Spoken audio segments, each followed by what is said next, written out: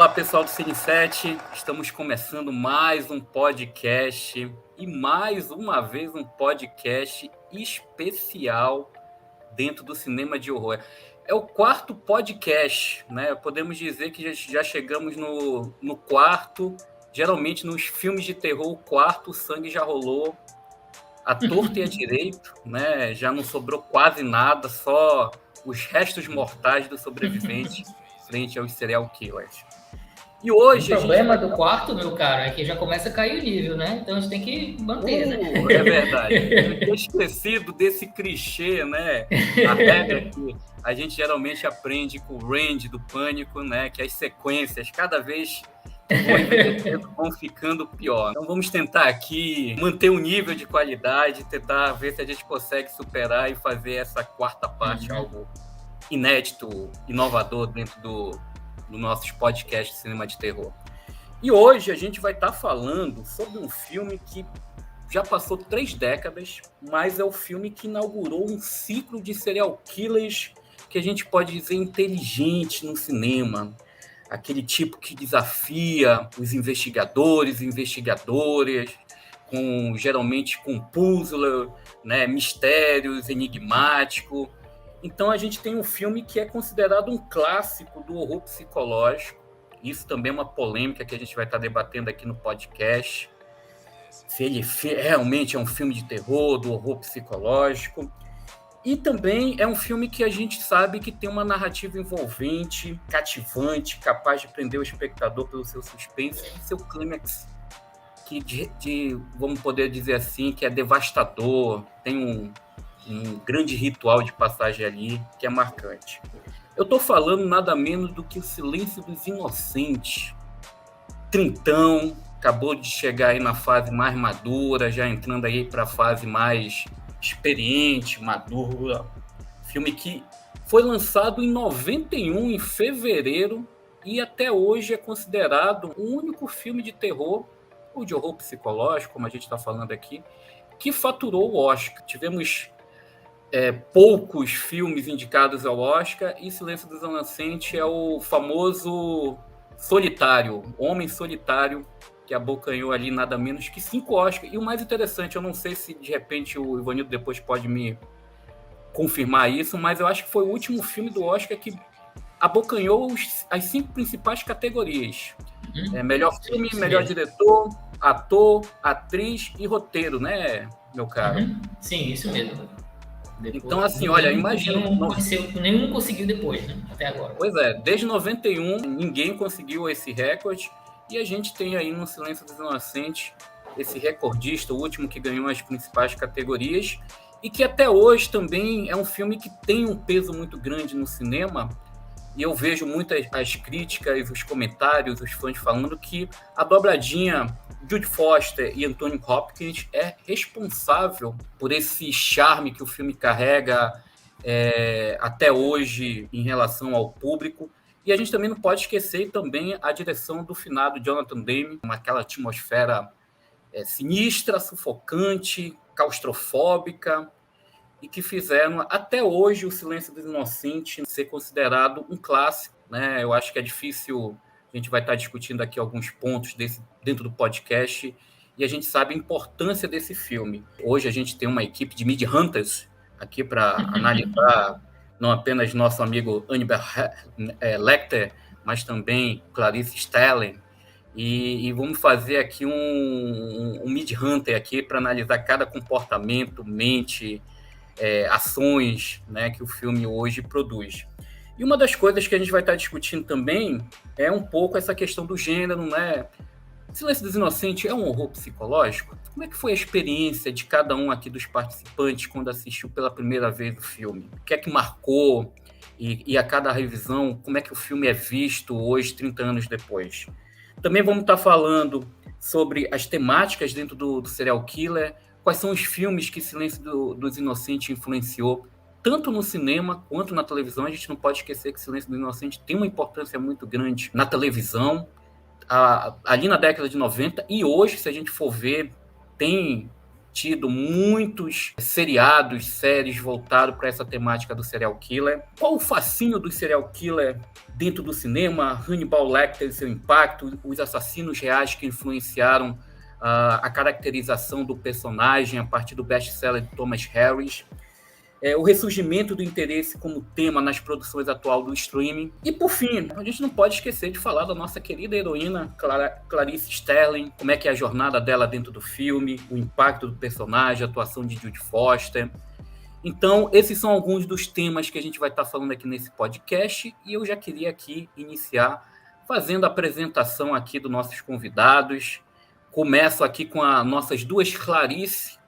Podemos dizer que a gente tem duas Clarice, porque o cinema teve duas, né? Uma interpretada pela Judy Foster e a outra pela Julianne Moore, né? A gente só não sabe agora qual das duas é a Judy Foster ou a Julianne Moore. Quem sabe, de repente, né?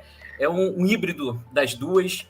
Queria dar as boas-vindas aqui à Michelle, né? A Michelle que já participou aqui de um podcast com a gente, do Cinema Giallo, falou bastante sobre os assassinos, Mario Bava, cinema italiano, e agora está de volta aqui ao podcast. Seja bem-vinda, Michelle. Eu sei que você é uma das coordenadoras e mediadoras do Leia Mulheres, mas vou deixar aqui que você faça a apresentação aqui do seu Midhunter, mítico cinéfilo aqui para a gente. Bom, primeiro de tudo eu queria agradecer a vocês pelo convite mais uma vez. Gostei muito de falar sobre Mario Bava no passado, então agora para voltar para falar de uns filmes da minha vida, assim, né? Então é uma honra, ainda mais trouxe minha melhor amiga para gravar aqui com a gente, mas ela fala daqui a pouco. Bom, como você citou, eu sou coordenadora e mediadora do Leia Mulheres. Eu com a convidada também, que eu vou fazer o suspense, né, para ela ser apresentada depois. A gente mantém o Cine Vardá, que é um site voltado para filmes dirigidos por mulheres, mas a gente fala, né, alguns textos sobre o papel da mulher no cinema em si. E eu também tenho um canal de terror com a minha amiga Jéssica Reinaldo, que chama The Witching Hour, que a gente só fala de filmes de terror dirigidos por mulheres, né? Então, como vocês podem ver, a minha vida é exaltar mulheres por aí, e sou muito fã de terror. Obrigado, Michelle. Mais uma vez, seja bem-vinda ao nosso podcast. E agora, né, eu dou as boas-vindas inédita à companheira, amiga, né, de Michelle, Emanuela Siqueira, né, que pelo que eu estou vendo aqui pelo meu Midhunters informativos, além de participar do Cine Varda, ela também participa do Quadro por Quadro e tem também uma longa e vasta carreira como curadora e participante de júri de festivais de cinema fantástico. Emanuela, desculpa, seja bem-vinda, faça aí sua apresentação, a gente está aqui aguardando aqui a sua apresentação para a gente poder desfrutar, né, dos seus conhecimentos Midhunters, né, em relação aos serial killers. Danilo, obrigada pelo Mindhunter. Fico feliz porque desde criança eu sempre sonhei em ser uma investigadora, né? Sempre sonhei em trabalhar no FBI. Então é sempre um prazer falar principalmente sobre Clarice Starling, né? Então, primeiro eu quero agradecer o convite. Tá do lado da Michelle, que eu conheço há apenas 20 anos, então com certeza falar de Silêncio dos Inocentes é falar da nossa adolescência e juventude, né? Que já acabou, infelizmente. Mas então, assim, a minha trajetória é muito parecida com a da Mi, né? A gente escreve sobre cinema desde a adolescência, publicando na internet. E nos últimos 12, 13 anos eu também comecei a compartilhar, escrever, né, sobre cinema também em outros sites e mídias. E comecei a trabalhar com júri e com curadoria de cinema também. Bem, falar sobre filmes de terror também, pensar que a minha base a minha formação você começou falando do Pânico, né? Eu começo a me interessar por cinema lá em 98, indo na locadora e pegando, né, Pânico para assistir. E desde lá, né, gente, é isso. Estamos todos aqui, com certeza nós quatro somos umas pessoas muito loucas por cinema. E com certeza Hannibal Lecter e Clarice Starling fazem parte, né, da nossa trajetória. Então é uma honra falar desses 30 anos. Dei uma masterclass sobre esses 30 anos também no Cine Passeio, aqui em Curitiba. Escrevi um texto sobre a Clarice e também publiquei outros textos sobre os 30, na época que fez 30 anos do romance, né? Então, muita coisa legal para compartilhar, principalmente sobre a Clarice, que é o meu objeto assim de obsessão há muito tempo. Então, vai ser muito legal conversar com vocês e ouvir vocês também. Obrigada. Obrigado, Manuela. E finalizando aqui o nosso quarteto, né? Meu braço direito, meu grande amigo, camarada. Eu ia falar que ele tá um estilo assim meio Hugh Graham, né? Com Hannibal Lecter. Mas eu tô vendo que com esse cavanhaque aí, eu tô começando a achar que você tá estilo aqueles xerifão da fronteira ali, daqueles filmes mexicano. Acho que você hoje está meio caracterizado como o homem da lei aqui, né? Então, cara, bem-vindo aí a mais um podcast aqui, o quarto nosso no Especial Terror. Obrigado, meu caro, né? É bom ser o homem da lei, né? Legal.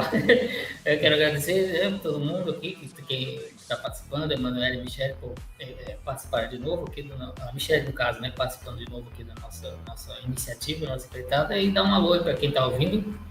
E vamos lá, né? Debater esse clássico, esse filme tão marcante, que tá mais novo, tá mais jovem do que nós, né, Danilo? 30 anos, tá mais pois jovem do que nós. Pô, você está expondo a nossa idade aqui, né? Mas realmente ele está mais trintando que os quarentões aqui do podcast, né? Claro, eu só me refiro a nós dois, né? As moças não. Claro, não. Mas as moças, elas podem até ter 50 anos, que a gente vai dar uns 20, 25 para elas, né? Então elas são um cara mais conservada do que esses dois aqui policiais, né? Da beira da fronteira ali, tentando pegar os criminosos. Então vamos começar aqui o podcast já falando um pouco do impacto do filme, né? São 30 anos. Eu me lembro de ter visto o filme com 11 anos. Vi no cinema, tive o prazer de assistir o Silêncio dos Inocentes aos 11 anos dentro do cinema. Ver um serial killer no cinema é uma coisa meio impactante. Mas eu queria escutar um pouco da Emanuela como é que foi o impacto de assistir pela primeira vez o Silêncio dos Inocentes. Onde é que você assistiu, Michelle? Qual a idade? Faz quanto tempo? Qual foi o impacto emocional que o filme teve para você? Bom, vou começar então. Não tive o prazer de ver no cinema, era muito pequena, né? Não tinha nem... Nossa, tinha, sei lá, 6 anos. Mas eu assisti quando saiu em DVD, né? Ele saiu em DVD em 2001. E aí, com certeza, eu peguei, né? Peguei ele na locadora, morava no interior, né? Morava no interior de Santa Catarina. E eu lembro nitidamente da borboleta na capa, né? Do DVD. Aliás, esse prazer, né, gente, que era ir na locadora, né? Inenarrável o prazer de ir na locadora, mas enfim, lembro. E como eu já era, né, desde 98 eu já era obcecada por filmes de serial killers, lendas urbanas, aquela coisa que, né, pra quem acompanhou a virada dos anos 90 ali pro 2000, sabe, vampiras muito loucas, serial killers e tal. E assim, gente, foi louco, porque mudou muito a minha perspectiva, assim. Putz, você ser uma adolescente de 16 anos que assiste um filme com uma investigadora é uma coisa que me causou muito, muito espanto, sabe? Só me causou tanto espanto quando eu assisti Alien pela primeira vez, que foi um pouquinho depois. Então, são as minhas duas grandes ídolas, assim, né? E aí, então, logo em seguida também, entra assim, Scully e a Starling, elas se tornam as minhas referências, né? Então, mais do que o próprio Hannibal, que na época, óbvio, eu fiquei fascinada, na verdade, eu fico fascinada até hoje pelo diálogo deles dois, né? Aquela conversa, quando a Starling ela começa a dialogar com o Hannibal, quando a coisa começa a funcionar, né, é imperdível. Mas então eu tinha 16 anos, peguei na locadora e foi assim um impacto gigante, assim. Gigante pelos dois, né? Não só pelo serial killer, que ele se torna algo muito inteligente, né? A gente tava muito acostumado até ali os anos 90, mas para mim, né, jovem adolescente, ali 2001, eu tava muito acostumada com os serial killers burros, né? Uns carinhas perseguindo mulheres e matando um monte de gente e tal. Mas eles eram aquelas pessoas burras, né? Medíocre, assim, um cara medíocre. E aí você tem o Hannibal, e aí você fica... Caramba, eu quero que esse cara fique amigo dessa agente. como assim? Quem é esse cara? Então o impacto foi grande. É muita coisa na minha noção de adolescência mudou a partir dali. E até hoje, todo ano eu revejo o filme e eu fico fascinada, assim, como esse filme é um marco de verdade. Eu acho que tem um ponto que você toca, né, Emanuela, que é muito interessante, e aí depois a gente vai tá discutindo um pouco, né, que eu acho que é a personalidade do serial killer, que, como você falou, eu peguei muito nos filmes da locadora, VHS, e eu assistia os slash movie, né, com aqueles assassinos, com essa característica que você falou, e a gente tem um serial killer que ele, tudo bem, são dois, né, um tá ali cometendo os crimes, mas é o outro que realmente seduz a gente. O Anthony Hopkins, eu acho que deve ter em torno de uns 16 a 20 minutos de cena, se a gente somar, dentro do filme. E os diálogos dele, né, as falas, são extremamente assustadoras dentro do filme, né? Então, realmente é um ponto que eu acho muito interessante, o quanto o Silêncio dos Inocentes trouxe essa visão de um serial killer diferente daquilo que a gente via muito nos filmes da locadora, dos slash movies. Michele, qual foi a sua experiência, o seu impacto ao assistir o primeiro Silêncio dos Inocentes? Desculpa, o Silêncio dos Inocentes, na verdade, não tem outros. Tivemos outros filmes dentro da franquia com personagens, mas o primeiro filme, que é o Silêncio dos Inocentes. Bom, eu acho que eu comentei no programa que nós gravamos sobre o Bava, mas o meu amor de terror, pelo terror veio da minha mãe, né? Ela assiste filmes de terror desde que eu nasci, desde antes de eu nascer, obviamente. Ela assistiu Exorcista no cinema, esse tipo de coisa. E quando saiu Silêncio dos Inocentes, eu tinha, sei lá, 4 anos, eu devo ter visto nessa época, porque ela deve ter alugado, assim. Acho que foi por aí. Mas eu lembro, que nem a Manu, eu vi esse filme incontáveis vezes na minha vida, vi milhões de vezes, e eu lembro que em 2001, tem uma banda que eu gostava muito quando eu era adolescente, chama Tristânia. E em 2001, as fotos promocionais da banda, a vocalista tava com uma mariposa na boca, igual a capa do filme. A Manu lembra, né, dessa metaleiragem aí. E eu fiquei, nossa, daquele filme que eu assisti, deixa eu rever. Aí eu revi já com 14 anos, adulta, aquela coisa toda, e eu fiquei completamente impactada, né? E não é à toa que Manu é minha melhor amiga, ela já citou as 3 mulheres que eu ia citar. A Clarice, a Dana Scully e a Ripley do Alien. Foram, que nem o Danilo comentou, né, de assistir um monte de filme alugado. Eu também, eu acho que eu aluguei a prateleira inteira de terror da locadora que tinha, e era sempre os caras, serial killers, não sei o que. A moça era sempre a Final Girl, meio burrinha também, que fazia coisa que não devia fazer e gritando, né. E aí, quando eu assisti o Silêncio dos Inocentes, que eu, primeira vez, assim, com aquela coisa já adulta, né, revendo e tal, é uma mulher muito forte. Na fraqueza dela, ela é muito forte, né? Porque ela tá ali abrindo o coração pra um serial killer porque ela quer salvar a moça, né? Eu acho que isso é muito corajoso. E aquele cara extremamente charmoso, que você fica, meu Deus, eu queria ser amiga dele, mesmo ele querendo me comer, literalmente, né? Então, não tem como não ficar fascinado por ele. Ele é um personagem muito interessante, né? Então, eu acho que foram essas 3, assim. E agora, revendo, assim, talvez a gente vai falar disso mais pra frente, mas eu já queria adiantar uma coisa. Tem uma atriz nesse filme, que é a Cassie Lemons, que ela é diretora também, que ela fez aquele Amores Divididos, a Yves Bayou, acho que é o nome, Yves Bayou, que eu acho espetacular aquele filme. E eu não lembrava dela, não a conhecia, né? Não lembrava que tinha Roger Corman nos Silêncios Inocentes, né? Então, foi muito bom ver outra mulher que eu admiro nesse filme. Tem o George Romero também. George Romero também participa. Pois é. Revendo depois de adulto. A Cassie Lemons também dirigiu o Harriet, né? Recentemente, que a atriz foi indicada ao Oscar, né? Exatamente. Eu ainda não assisti. E a Cassie Lemons também fez Candyman, né? O primeirão lá, né? Então, sim. São muitas mulheres que eu admiro juntas, né? Então, sei lá, e agora revendo, com 34 anos, depois de ler o texto da Manu, depois de ver a série do Hannibal, ver um monte de coisa de serial killer, eu acho que eu só consegui entender o quão esse filme é precioso, assim, não só do gênero de terror, que isso vamos discutir depois, mas do cinema como um todo, de direção, de atuações, de roteiro. Esse filme pra mim é impecável. Vanildo, meu caro, suas considerações sobre o impacto de Silêncio. Espero que você não tenha se transformado em um serial killer, hein? Não. Eu acho que eu tinha uns 12, 13 anos, acho que uns 12 anos, eu vi na locadora, né, alugado, na fita VHS ainda, né, na época que saiu.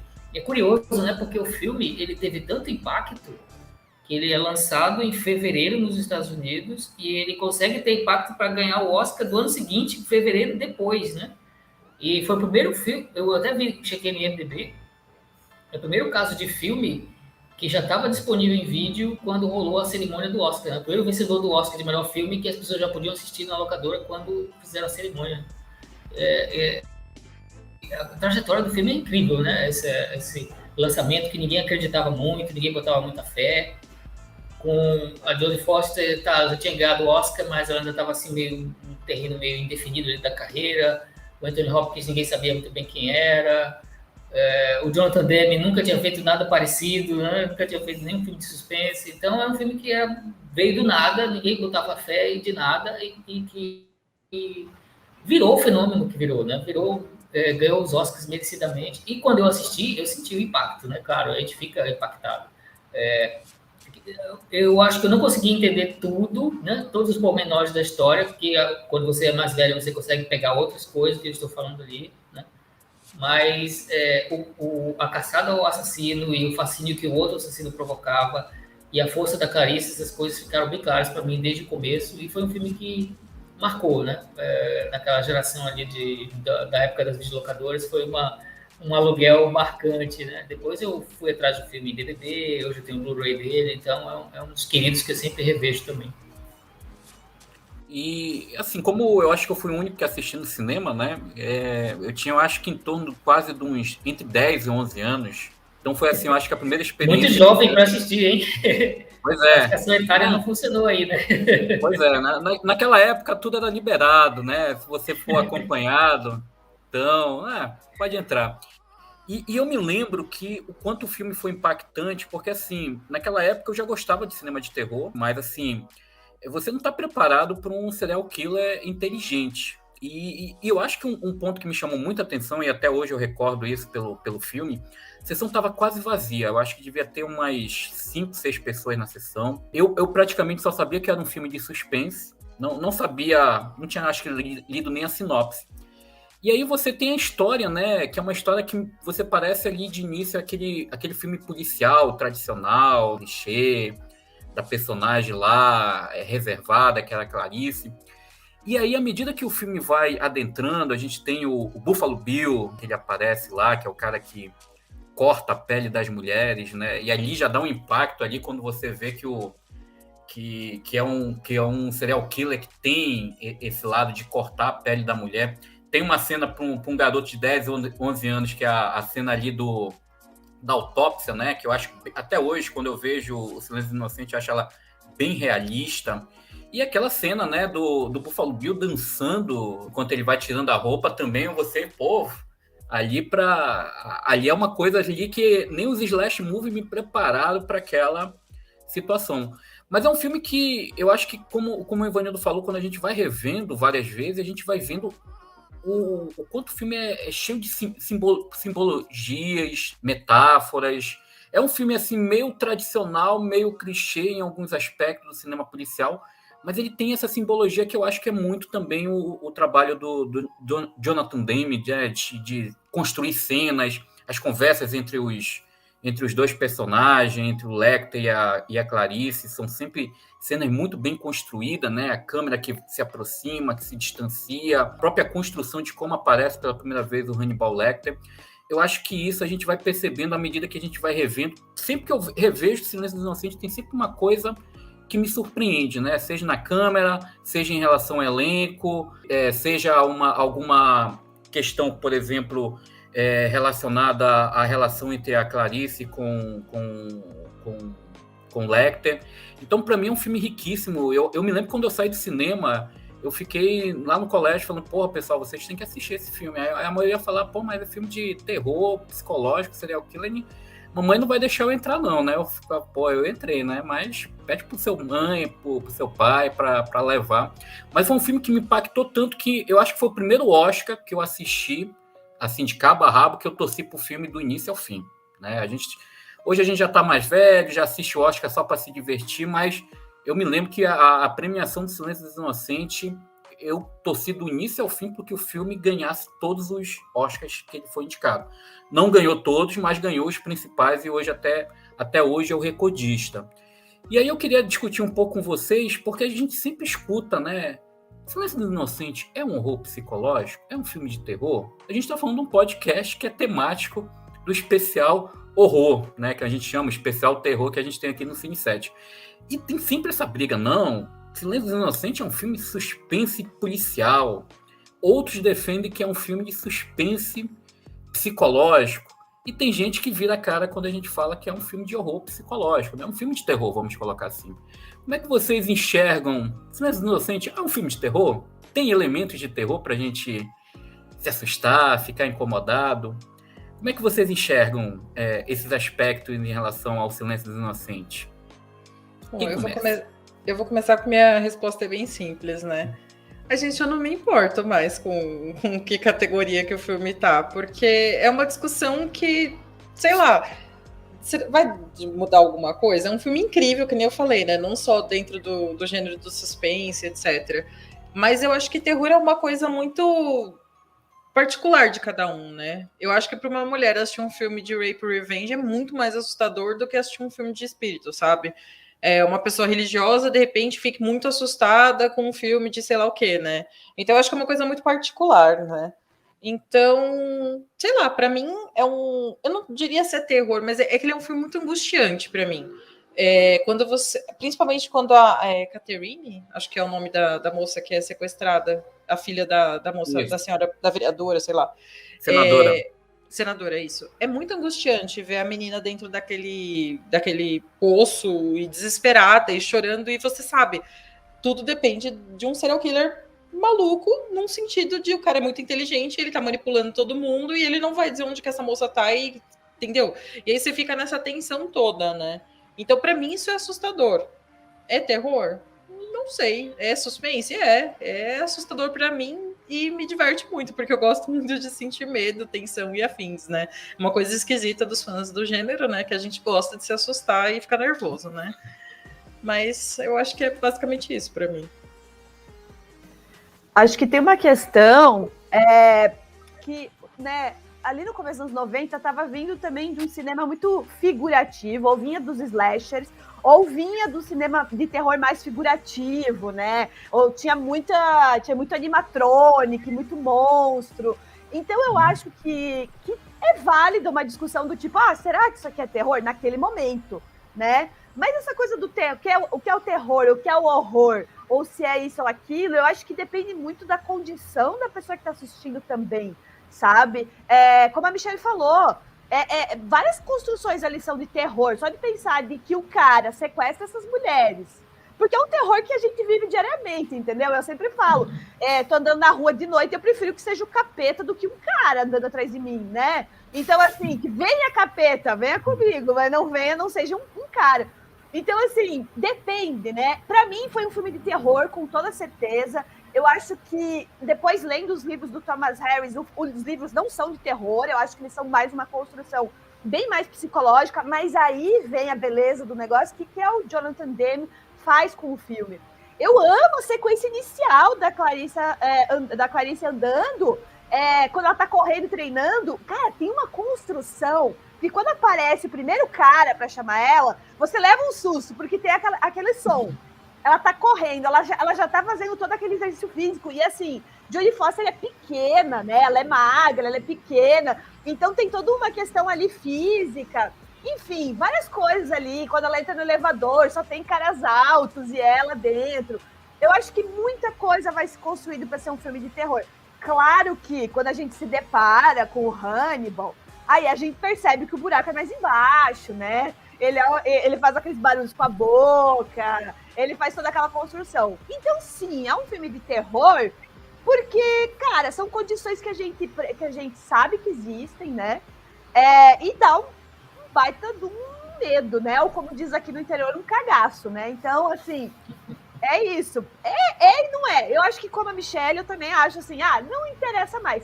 Mas, para aquele momento e para muitas condições, eu acho que é sim um filme de terror. Porque dá medo. Vai dizer que você queria encontrar o Buffalo Bill aí de madrugada. Não, né? Não. Você, meu caro? Eu concordo, né, com a Michelle quando ela disse que para a época, né, essa discussão fazia mais sentido, né? Mas a gente sempre tem que lembrar que tem o preconceito, né? Tem os preconceitos de academia, né?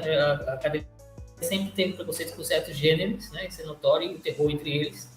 Tanto é que quando o Sexto Sentido, alguns anos depois, concorre também, é um thriller sobrenatural, né? Não é um filme de terror, é um thriller sobrenatural. Então, porque por mais que o Sexto Sentido tenha elementos dramáticos, tem elementos de outros tipos de história, né? Como a gente pode dizer assim, é um filme com fantasmas e espíritos, e para mim é um filme claramente de terror também, né? Mas os produtores daquela época ficavam ainda com certo receio de rotular como um filme de terror.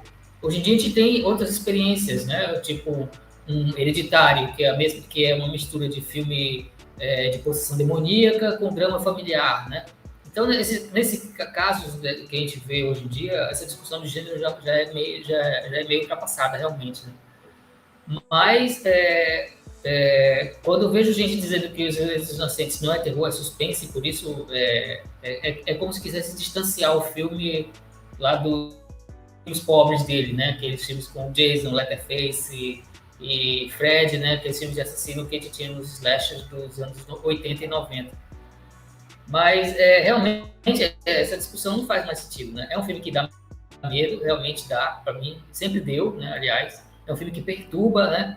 O espectador do ponto de vista emocional, do ponto de vista mental, e essa também é uma característica, para mim, de um filme de terror. Então, eu não tenho vergonha de dizer, é um filme de terror, sim, é um dos meus favoritos dentro do gênero, e... Bem, que bom que a academia pelo menos reconheceu naquela época, né? Porque fizeram um filme de tão impacto e de tanta qualidade que não deu para ignorar, né? Como ignoraram alguns outros antes, né? Como ignoraram o Psicose do Hitchcock, como ignoraram alguns outros filmes que receberam algumas indicações ali periféricas ao longo dos anos, né? Então, se eu não me engano... É isso, né? Vai. Silêncio dos Inocentes, Ivanildo, eu acho que foi o segundo filme indicado ao Oscar, podemos dizer assim, do gênero de horror, porque eu acho que o primeiro tinha sido O Exorcista, né? O Exorcista foi concorreu ao melhor filme, né, também. E Tubarão, que é outro que também, às vezes, dizem que não é Tubarão, terror, né? Isso. Mas pra mim, claramente é um filme de terror. Tubarão, para mim, é um filme também como Silêncio dos Inocentes. Também concorreu ao melhor filme. Então, assim, a gente teve poucos filmes que antecederam antes o Silêncio dos Inocentes indicados ao Oscar, né? Uhum. E aí você também já citou... É o de melhor filme, claro, né? Melhor filme que a gente está trabalhando aqui, entre os indicados, né, ao Oscar de melhor filme. E os concorrentes eram filmes que tinham mais cara de Oscar, né? Tipo o Buzz do Barry Levinson, né? Que é aquela biografia cinebil do cara mafioso e tal. Os outros filmes tinham mais cara de Oscar, né?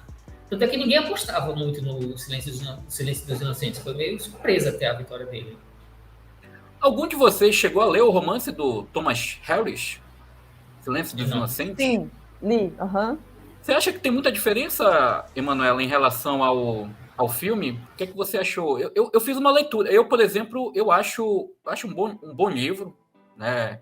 Mas, assim, eu acho que pela atmosfera que o Jonathan Demme coloca, eu considero um daqueles raros casos que eu acho que o filme é superior ao livro, né? Eu não sei qual é a tua percepção em relação ao livro do Thomas Harris. Bom, o livro, ele tem um clima muito de suspense da época, assim, que ia ser bem enrolado, né?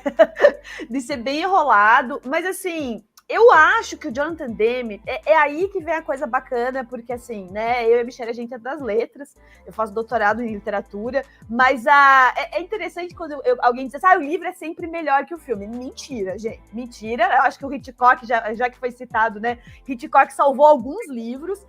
O livro do Harris, os livros do Harris, eu acho os outros péssimos, eu acho que o encaminhamento da Clarice é muito ruim, mas enfim, também não vem a questão, a construção da personagem nesse momento, mas assim, eu acho que ele é um filme muito bom para a época, ele é como eu falei antes, ele é um suspense mesmo, psicológico, né, ele tem muito essa questão de trabalhar com a atmosfera, né, no texto, assim, que vai deixando a pessoa que tá lendo, assim, né, ela vai dizendo, eu vou seguir porque eu quero saber o que vai acontecer.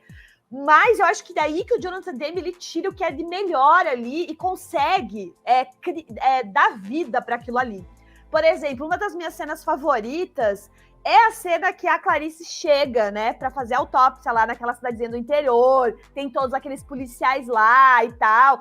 a gente consegue perceber o quanto é complicado para ela estar naquele lugar e ela tem que gritar, alguém tem que gritar, e aí tem que chamar o chefe dela, né? Eu esqueci o nome dele agora, o chefe para falar com aqueles caras, né?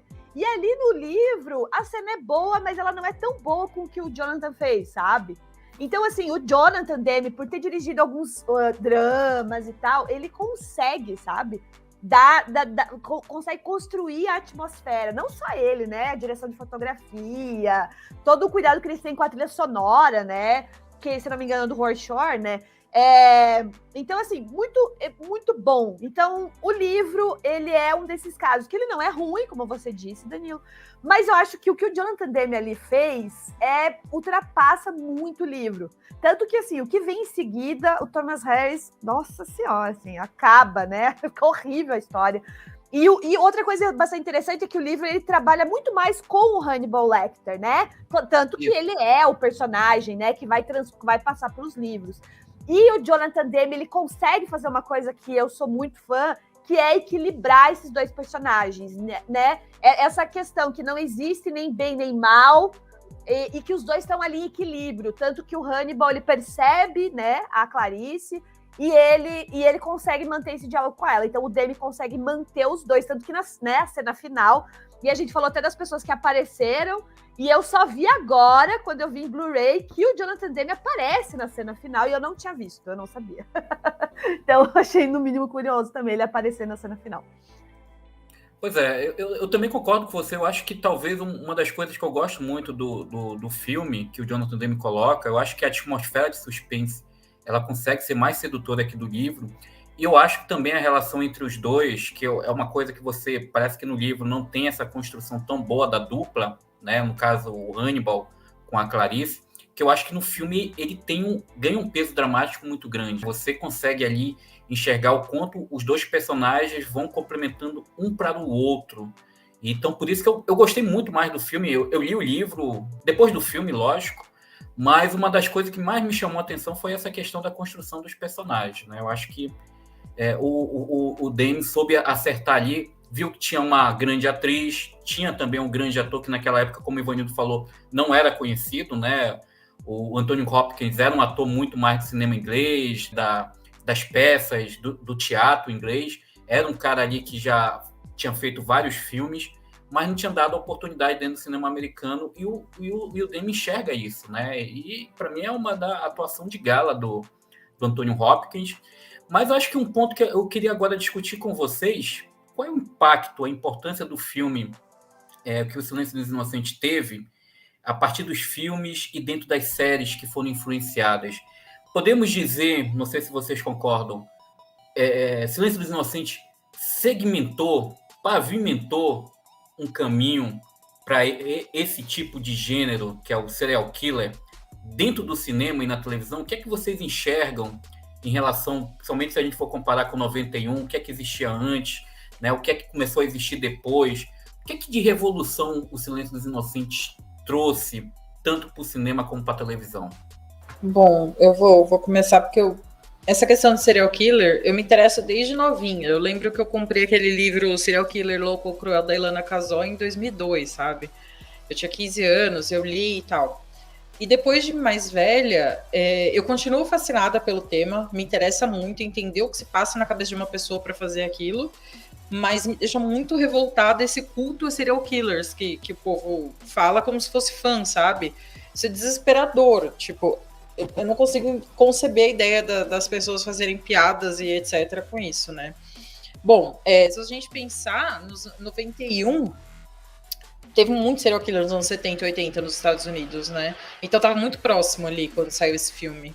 E muitos deles foram muito inteligentes. O Zodíaco parece que agora estão vendo, que talvez saibam quem foi o tal do Zodíaco. E o cara morreu e ninguém descobriu que era ele, sabe? Então, eu acho que é uma coisa que pesa muito pensar na vida, né? E agora, pra influências, cara, eu acho... Realmente, ele mudou muita coisa, saiu daquela coisa do serial killer burro, dos 30 mil filmes de uma série. Inclusive, eu adoro, gente. A todos os Sexta-feira 13, não tem um ruim. Inclusive, Jason X é incrível, um filme não mal compreendido. Nossa. Olha, Michele, você já jogou a primeira polêmica aqui, olha. Assim que é bom. Não é polêmica, é que ela tem um coração de ouro, né? Se ela Pois gosta é, de Jason esse é X, um então ela tem um coração. coração bom. Principalmente quando ela falou, olha, não tem nenhum sexta-feira 13 ruim, né? Eu fiquei pensando aqui, porra, eu nem pensei o Jason X, eu pensei, Jason vai pro inferno. Eu falei, pô, Michelle realmente, ela tem esse coração sagrado, é um coração sagrado para aprovar esse filme, olha. Mas, gente, só uma pausa, assim, para falar disso, né? Halloween tem coisa ruim, o Hora do Pesadelo tem coisa ruim, mas o Jason tem hora que fica tão ruim que dá aquela volta e fica um filme magnífico, né? Igual quando ele tá amarrado debaixo do oceano e toma um raio e ele ressuscita. Gente, que incrível, né? Eu sou completamente apaixonada por isso. Mas voltando, né? A própria série do Hannibal, né? Quando saiu, eu fui toda preconceituosa, né? Não, imagina, isso não vai ser. O Hannibal é o Anthony Hopkins, né? Um dos meus atores preferidos no universo. E ele no Instagram fazendo vídeo com o gatinho dele também é uma coisa perfeita, que salva a vida da gente. Mas voltando, né? Eu fiquei muito com medo, assim, do Mads Mikkelsen, né? Interpretar o Hannibal. Só que eu acho que foi incrível. Aquela tensão homerótica dele com o outro ator é incrível. Meu Deus, aquilo é fascinante. E é uma coisa que a gente não tinha visto ainda para serial killer também, né? Apesar de abordar isso no caso do Buffalo Bill, que ele gosta... Ele tenta fazer, né? Tem uma hora que se o próprio Hannibal cita que ele estava designado, queria fazer a redesignação de sexo, acabou não fazendo e tal, né? Então eu gosto muito disso. E, de novo, como a Manu disse, né? Eu acho que rompeu com essa coisa do serial killer burro. O próprio filme Monster, que eu comentei aqui antes da gente começar a conversar, é mais um drama, né? Porque a Eileen Wuornos começou a matar em defesa própria. E aí foi todos, né? A gente não sabe não, como foi a cabeça dela, né? Mas eu gosto muito dessa abordagem diferente que surgiu depois. O Monster 2008, né? Mais ou menos. Então... teve muita coisa de serial killer aí no meio do caminho que eu acho que tem muita influência. E sem contar que Hannibal Lecter virou uma referência da cultura pop, né? É igual Frankenstein. Duvido que todo mundo tenha lido o livro da Mary Shelley. Mas todo mundo já viu o Monstrinho Verde, que nem é o que tá no livro, né? Mas é o que ficou na cultura, né? Então, principalmente aquela máscara dele com os ferrinhos, né? Que é aquela hora que ele é transportado para outra cidade. Aquilo é uma imagem da cultura pop, gente. A pessoa não assistiu o Silêncio dos Inocentes, mas sabe o que é, né? Então, eu acho que isso é um marco, assim, entrou na cultura pop, para mim, isso mostra que ele tem a sua importância ali, sabe? Bom, e além disso, né, como eu falei, o meu foco sempre é a Clarice, mas além disso, gente, é só a gente pensar nas milhares não, mas centenas, dezenas de séries que tem uma investigadora, né? Que tá ali. A gente pode ir claro, não é serial killer, mas sei lá, do Arquivo X, que tá ali, né, competindo no mesmo tempo ali, da mesma época, até, né, você falou do Mindhunter, até The Fall, enfim, então, olha que interessante, ele vai criar um tropos que não existia, né, que é a investigadora, que tem os seus próprios dramas pessoais, e não só a investigadora, os homens também vão se beneficiar com isso, né?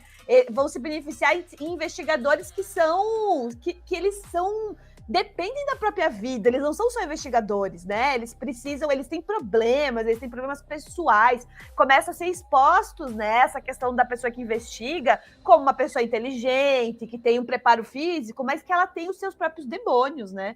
Que estão acompanhando elas. Então, assim, você até 91, você praticamente não tinha, né? Claro, as séries também começam a explodir, né? A produção de séries, mas assim, hoje, se você abre a Netflix para pegar o streaming mais conhecido, você tem, sei lá, se você digitar Silêncio dos Inocentes, vai aparecer um monte de séries que tem aquela lógica que é investigadora, serial killer, nananana. Então, assim, é um filme que abriu muito, né, assim, acabou com a vida do quem escrevia roteiro, porque teve que criar roteiros complexos, né, personagens muito complexos e tal, mas, assim, a cultura pop ganhou muito. E aí, se a gente for pensar, e eu acho muito louco que foi pensar, ele é um filme que estreia no Festival de Berlim, né, E ele é um filme que, assim, ele tem muitos momentos de drama, como a gente estava discutindo aqui, horror e tal, mas, assim, ele não é um filme rápido, ele é, né, ele vai começar a acontecer umas ações mais lá da metade pro final. Eu acho muito incrível que ele seja um livro que entrou pra cultura pop, um filme que entrou, um livro e filme, né, que entrou pra cultura pop. Então, abriu, além disso que a Michelle mencionou, eu acho que abriu um filão para a questão da investigação. E levando em consideração que, assim, os Estados Unidos mesmo tiveram que assumir a questão do armamento e dos serial killers, né? Então, são questões muito complexas da sociedade dos Estados Unidos, que eles também tiveram que assumir isso, né? Essa questão, porque, assim, serial killer tem em vários lugares? Tem, mas a gente sabe que a explosão é nos Estados Unidos, né? E também a questão que, durante tanto tempo, o FBI não trabalhava com as questões psicológicas, né? Então, não se achava-se que era aquela questão biológica, nasce-se assim, e, enfim, né? Então, eu acho que abriu um filão para muita coisa. Vou jogar aqui uma peteca bomba para o meu amigo Evanildo. Evanildo, alguma semelhança, por exemplo, quando a gente fala de séries e serial killer, um pouco com algumas séries que naquela época eram bem famosas, como, por exemplo, Twin Peaks. A gente também tem Arquivo X, né, que traz também a Dana Scully, muito semelhante a Clarice. E eu não sei se vocês concordam, eu acho o Canceroso ali dentro da série, com também algumas características meio Hannibal Lecter, né? Talvez ele não fale tanto, né? Mas o cara é bem maquiavélico. E uma série que eu acho que eu e Ivanildo, não sei se as meninas gostam, que surgiu ali também na década de 90, que eu acho muito interessante nesse filão, quando a gente fala muito de Mindhunter, o Hannibal, né, que vocês falaram, o Dexter, né, que também é uma outra série também de serial killer que se tornou famosíssima, queridíssima pelo público. A gente tem uma série ali meio subversiva, que por isso que eu estou jogando aqui a bomba para o meu amigo Ivanildo, que se chama Millennium, né? Millennium teve uma primeira temporada ali só do Chris Carter, criada pelo Chris Carter, né? A primeira temporada basicamente é sobre serial killers, né? Basicamente os episódios são episódios solos com um personagem que é feito pelo Lance Henriksen, que eu gosto muito desse ator, acho ele formidável, que ele faz o Frank Black, né? Um detetive também com muitos demônios, né? Semelhante a Clarice, tendo que lidar com um bando de serial killer na qual ele tem que entrar na mente desses personagens. O que você acha, Ivanildo, né? Nesse período aí de década de 90 aí, com esse boom de serial killer e dessas séries aí? Tem uma entrevista do Chris Carter, né, onde ele disse que ele foi claramente influenciado pelo Silêncio dos Inocentes, né? O filme mostrou para o público um tipo de uma coisa que eles não tinham visto antes, né? Que é os bastidores do FBI, bastidores de investigação. Mostrou isso com um pouco mais de realismo, um pouco mais de detalhe do que os seriados e filmes mostravam até então. Então, quando ele foi mostrar o procedimento, né? Como se diz em inglês, né? Aquele seriado procedural, né? Que mostra o personagem resolvendo o caso toda semana e coisa e tal. Ele tinha que mostrar de uma forma mais realista, porque o público já tinha ficado impressionado com o Silêncio dos Inocentes, né? Então, quando você vê algumas cenas no Arquivo X, a Scully fazendo autópsia na vítima, ou a investigação deles, aquilo ali pega muito, né, do clima e da parte técnica, né, que o filme do Jonathan Demme mostrou. E o Millennium foi nessa mesma pegada também, né? Não sei se vocês assistiram o Millennium, né, que foi a série que o Chris Carter criou depois do Arquivo X, que não fez tanto sucesso. Eu acho até que não fez tanto sucesso porque bateu muito na tecla do serial killer, né? E era muito sombria, a primeira temporada é muito dark, né? Muito opressiva. E acho que isso afugou um pouco o público, né? Que o Arquivo X tinha um lado sombrio, mas equilibrava de vez em quando com um pouco de humor, né? Tinha ali o clima, a tensão sexual do Mulder e da Scully, né? Então tinha uns elementos para contrabalançar o lado sombrio. O Millennium não tinha, né? Então, mas quando você assiste Millennium hoje, você percebe que é um precursor do CSI, é um precursor de vários seriados investigativos policiais, porque mostra até com mais detalhes do que o Arquivo X mostrava, né? Os detalhes da investigação, tem os episódios do Millennium, ele varia, né? Tem o assassino que explode, que é o terrorista que explode bares, né? Locais onde tem a aglomeração pública. Tem o cara que é o assassino serial que sequestra mulheres, né? Estilo Silêncio dos Inocentes também. Tem os cultos apocalípticos, né? Então pegou muito daquela vibe ali no final dos anos 90, que achava que o mundo ia acabar, né? Ia ter a virada do milênio e o mundo ia acabar. Então também é uma série que marcou muito, né?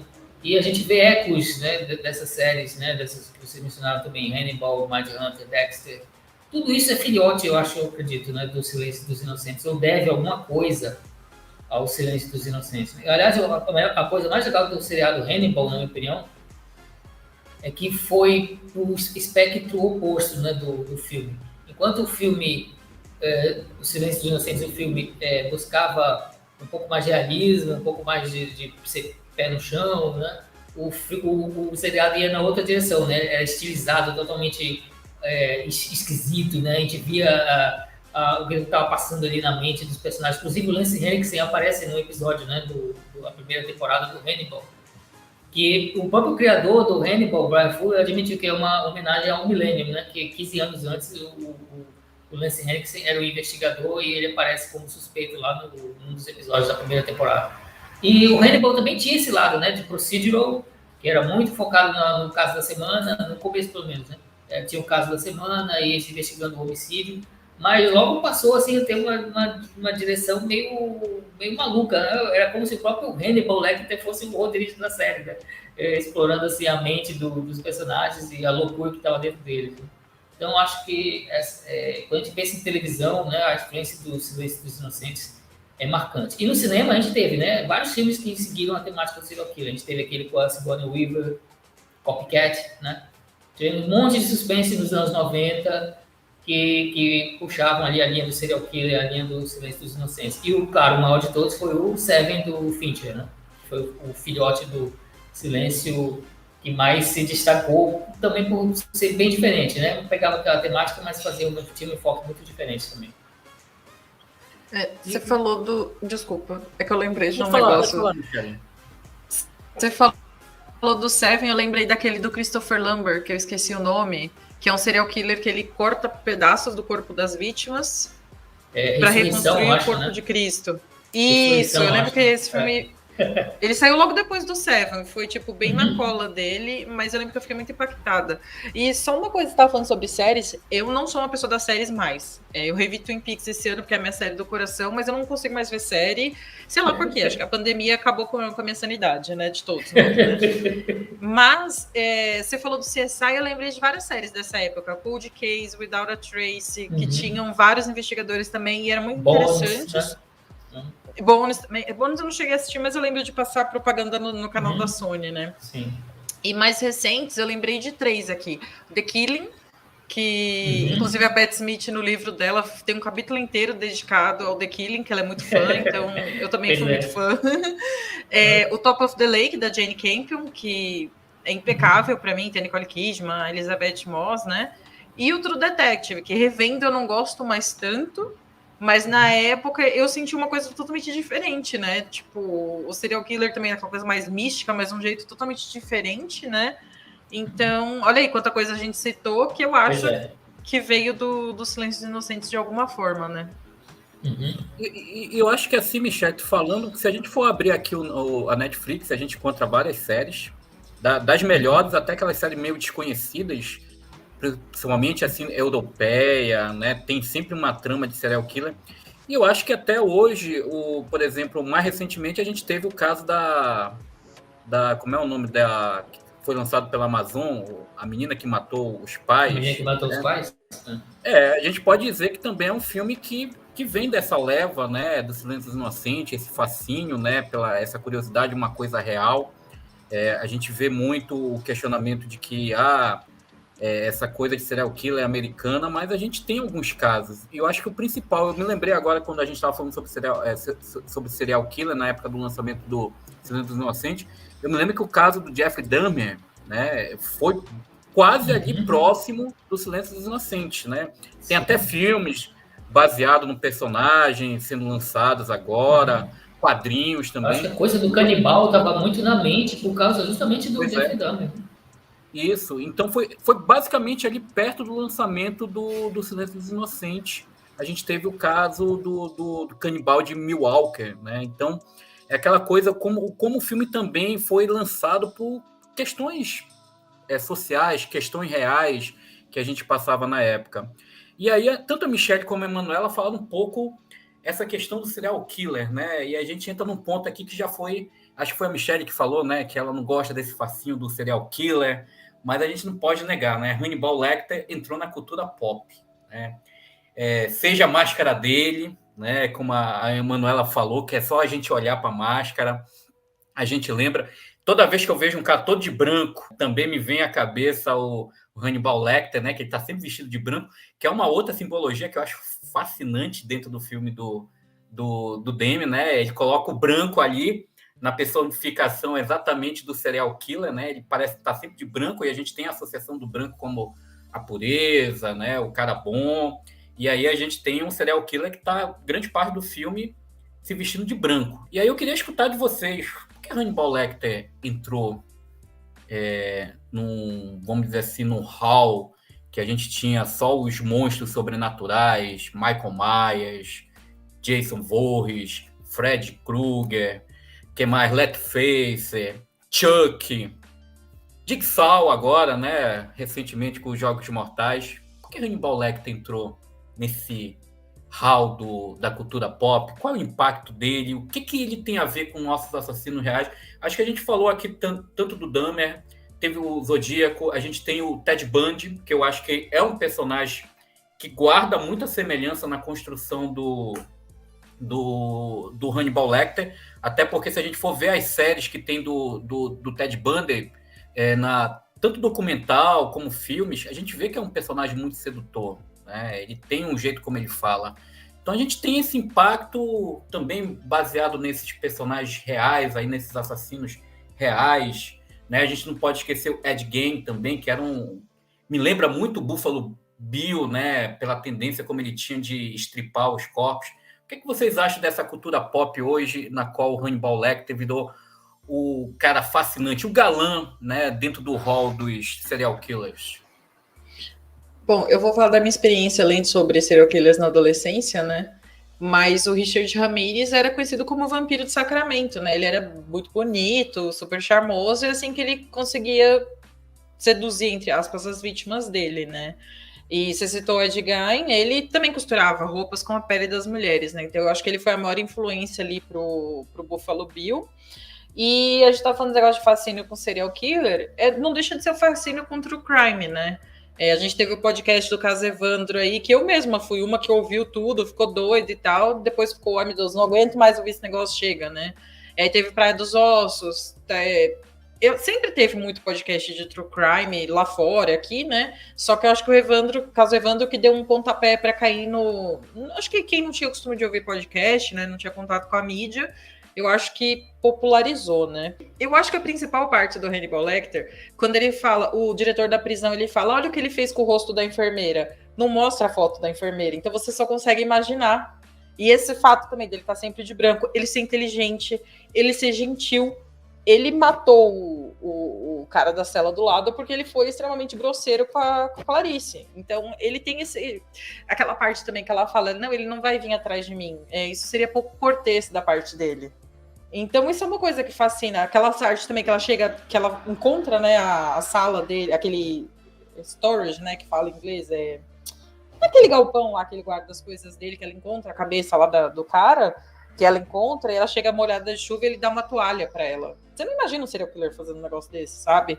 Então, eu acho que esses pontos de delicadeza, E outra coisa, o homem é sempre visto como machão, né? Ainda mais nos filmes de serial killer, de policial e não sei o quê. Ele é um cara delicado.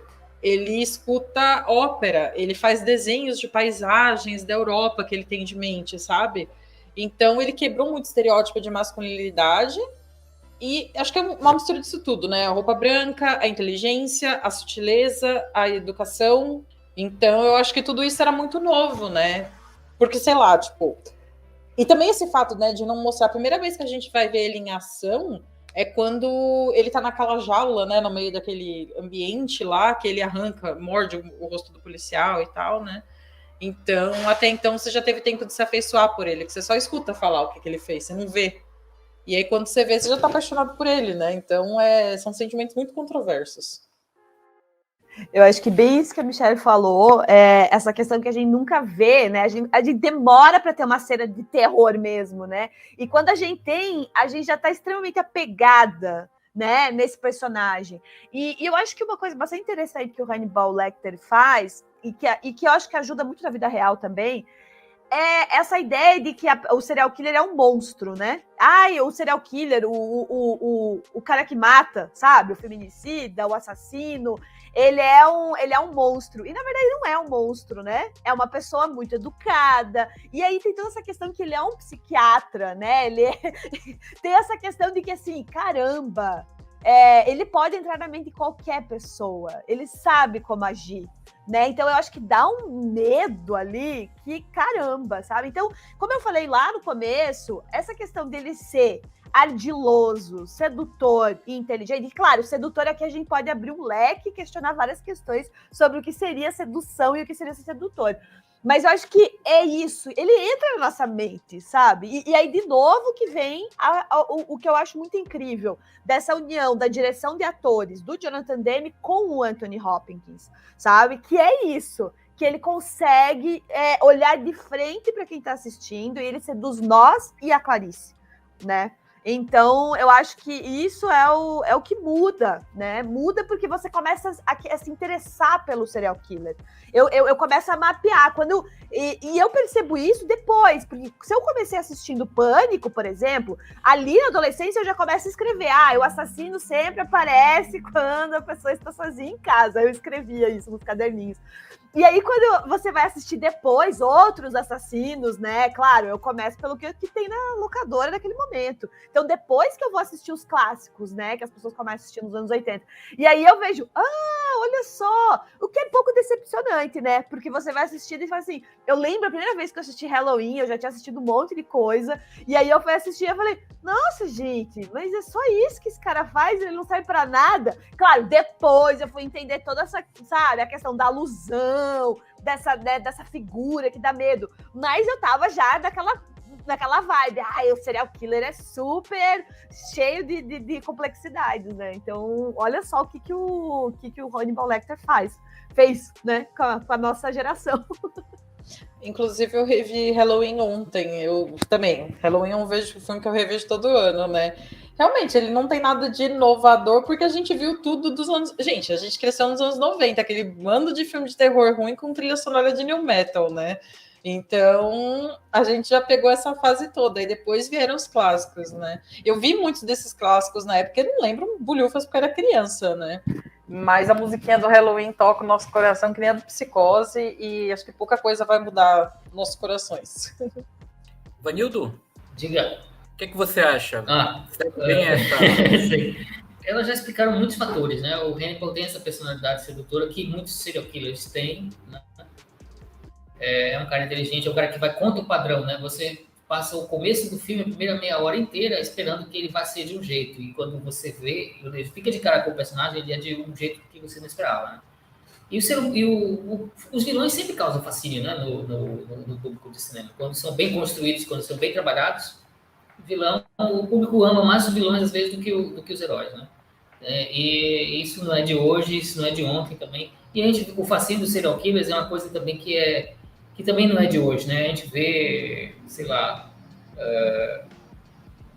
aquele cara, como é? Chico Matador, Chico Picadinho, tinha uma cena que tinha esse nome, não tinha? Pois é, esse cara, né? Ele recebia proposta de casamento na prisão, né? Tinha mulheres que mandavam proposta de casamento para ele, né? Então, o fascínio, o ser humano sempre foi um pouco fascinado por esse negócio do mal, fora do espectro normal. E a ficção muitas vezes se alimenta disso, né? Tanto é que o Silêncio dos Inocentes tem 2 psicopatas, né? E trabalha muito bem os 2. O Buffalo Bill já é um cara mais realista, né? Um cara... O Hannibal Lecter eu acho que não chega a ser um personagem muito digamos assim, fora da realidade. Eu não acho que seja, né? Mas no Silêncio eu acho que ele ainda consegue manter um pé ali na realidade. O Buffalo Bill não, já é o psicopata que a gente encontra com mais facilidade, mais comum na rua, né? Tanto é que ele pega muita coisa do Ed Gein, como a Michelle mencionou, né? Aquele truque dele de fingir que tá com o braço quebrado e pedir para a vítima entrar no fogão para ajudar ele, aquilo ali é o Ted Bundy, né? O Ted Bundy fazia aquilo e o Thomas Harris usou no livro, né? E foi pro filme, passou pro filme. O cara que tinha um calabouço, esqueci agora o nome do cara que tinha o calabouço, mas ele também pegou de um outro assassino da vida real, né? Então, o Buffalo Bill, ele é meio que uma compilação de vários assassinos do mundo real, da vida real. E o Hannibal Lecter, ele é tipo... O espectador não quer chegar perto do Buffalo Bill. A gente não quer chegar perto, né? Mas o Hannibal, a gente quer, né? A gente poderia até querer, sei lá, tomar um vinho com ele, né? Desde que ele fique lá e não queira morder a gente, né?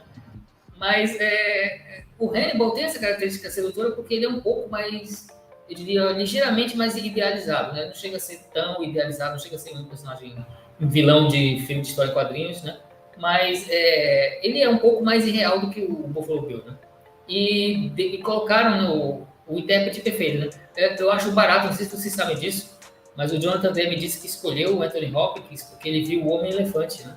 O filme do David Lynch lá de 10 anos antes, no qual ele fazia o cara que era o médico super bondoso, caridoso, né? E o Jonathan Demme, alguma coisa clicou na cabeça dele, na mente dele, que ele disse que quando viu o Homem-Elefante, ele imaginou que aquele personagem fosse maléfico, né? Aí chamou o Anthony Hopkins justamente por causa disso, porque ele queria ver um outro lado daquele personagem que ele interpretou, o cara bondoso, né? Ele queria ver o outro lado. Então tem essa característica, né? É um cara que não parece maluco, não parece um assassino doido, parece um ser humano normal, bem composto, inteligente, bem articulado. Só que se você der uma trégua, der bobear perto dele, você pode acabar sem um olho, acabar sem um pedaço da sua cara, né? Então, o Hannibal tem essa característica, né? Ele é sedutor e perigoso ao mesmo tempo.